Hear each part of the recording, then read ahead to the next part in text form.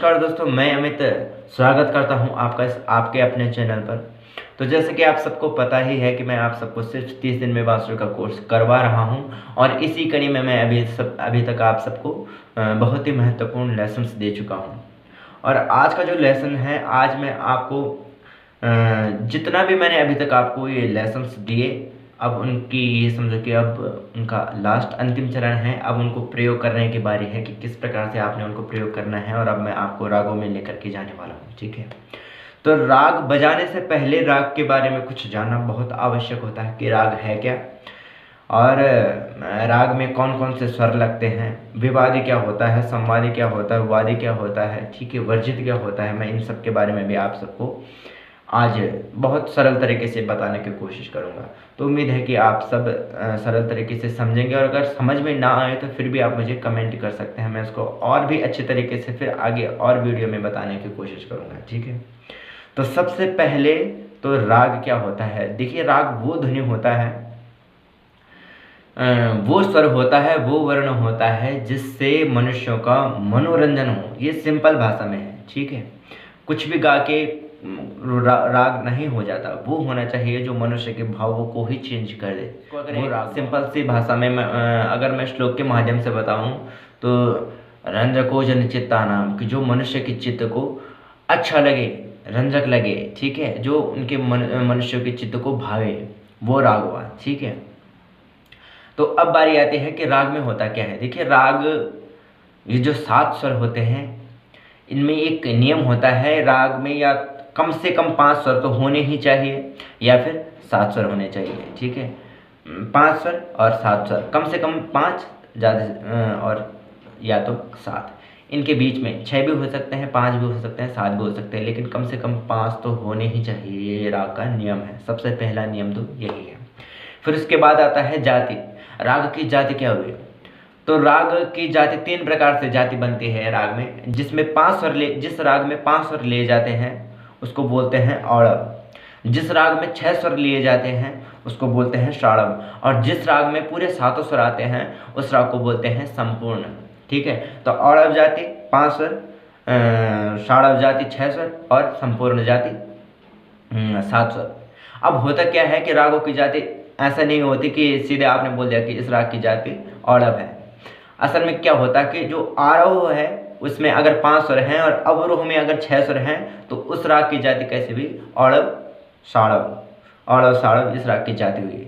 जैसे किसी राग में 5 स्वर हैं अवरोह में और आते समय 7 स्वर हैं, ठीक है, ऐसा होता है। अभी मैं आपको एग्जाम्पल से बहुत अच्छे तरीके से समझाऊंगा।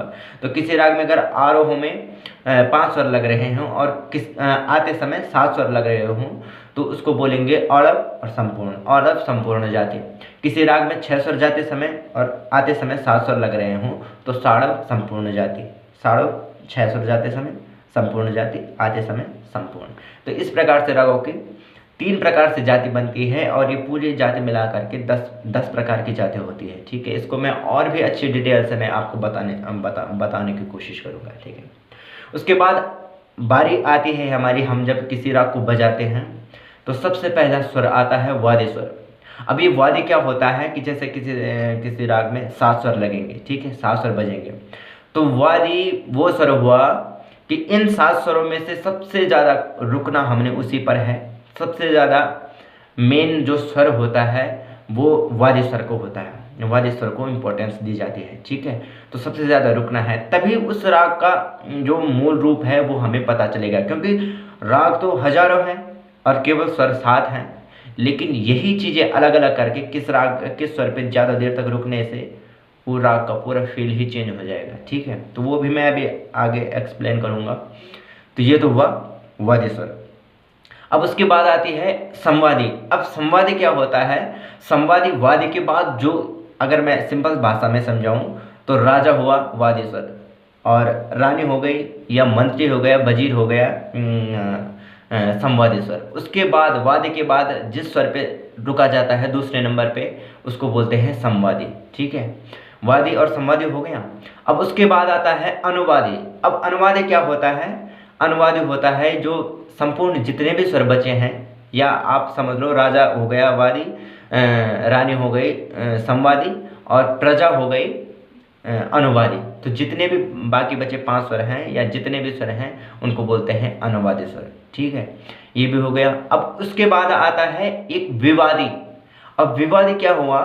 विवादी वो स्वर हुआ कि जैसे किसी राग में जो स्वर प्रयोग नहीं हो रहा हो और अगर हम उसको यूज़ कर ले, उससे अगर मतलब उससे ये होता है कि राग खराब होने की संभावना भी रहती है और राग का मूल रूप बिगड़ जाने की संभावना भी रहती है, तो उसको बोलते हैं विवादी। मतलब जिसको प्रयोग करने से उसको राग में विवाद उत्पन्न हो उसको कहते हैं विवादी। और अब बारी आती है वर्जित स्वर की। वर्जित स्वर क्या हुआ? वर्जित स्वर ये होता है कि हम किसी राग में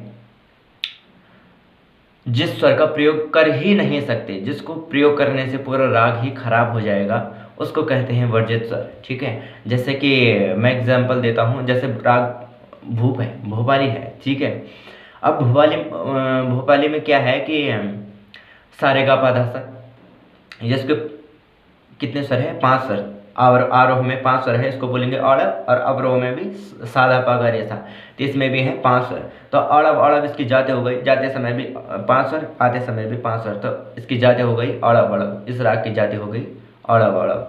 अब उसके बाद हमने ये देखना है कि हम बात कर रहे हैं वर्जित स्वर की। वर्जित स्वर किसे कहते हैं? अब इसमें वर्जित स्वर है, एक तो माँ हो गया और एक हो गया नी।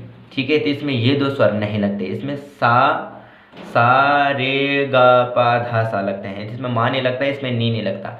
तो अगर हम इसको प्रयोग करेंगे तो ये पूरा राग ही चौपट कर देगा। ठीक है, एक बार मैं एग्जांपल देता हूँ राग भूप का ही।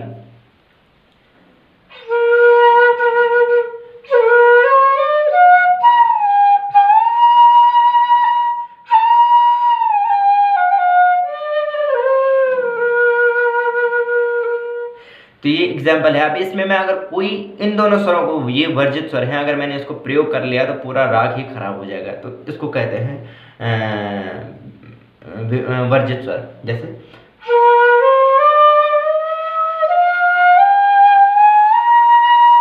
ये मतलब कहीं से भी ये दोनों स्वर आ गए तो राग खराब हो जाएगा, तो इसलिए हमने इसका प्रयोग नहीं करना, तो इसको कहते हैं वर्जित स्वर। तो उम्मीद है कि आप सबको ये वर्जित स्वर, वादी, संवादी, ये जो अनुवादी जो मैंने आप सबको भी बताया, ये सारी चीज़ें आपको समझ में आ गई होगी। और अब हम अगले लेसन में जानेंगे राग यमन को। राग यमन में हमने जानना है, सबसे पहले जानेंगे हम आरोह को, फिर अवरोह को और फिर पकड़ को। तो जब आप इन 3 का रियाज अच्छे से कर लोगे तो फिर आपको अगले लेसन में हम उसका बंदिश बताएंगे। तो आपने उसका रियाज लगातार करना है। तो ठीक है, आप लगातार रियाज करते रहिए और आगे बढ़ते रहिए। और किसी को भी अगर पर्सनल क्लास भी जो लेनी हो मुझसे, तो वो भी मुझे संपर्क कर सकता है। धन्यवाद।